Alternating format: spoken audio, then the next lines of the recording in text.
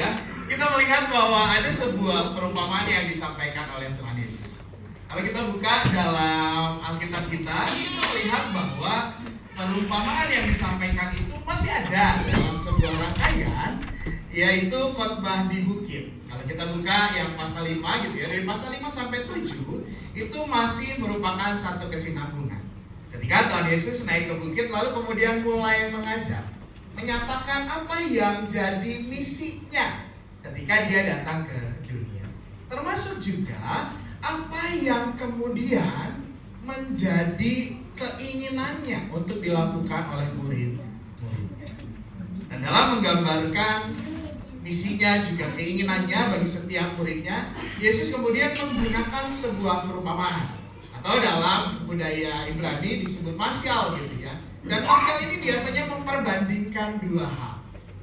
Dalam perikop ini maka yang diperbandingkan adalah orang yang mendengar dan melakukan. Maka itu disebut orang yang bijaksana. Lalu orang yang mendengar tapi tidak melakukan. Dan kemudian disebut orang yang bodoh gitu ya. Nah, kalau kita perhatikan kenapa ada perbandingan ini? Bapak Ibu Saudara, pada waktu itu Tuhan Yesus jadi sosok yang cukup dikenal. Dan banyak orang berbondong-bondong datang kepada dia untuk mendengar pengajaran. Tapi Tuhan Yesus tahu satu, dari semua orang yang mendengar itu belum tentu semua mau jadi murid. Belum tentu setelah mereka mendengar kemudian mereka diubahkan oleh perkataan Yesus itu, lalu kemudian itu diwujudkan dalam kehidupan keseharian.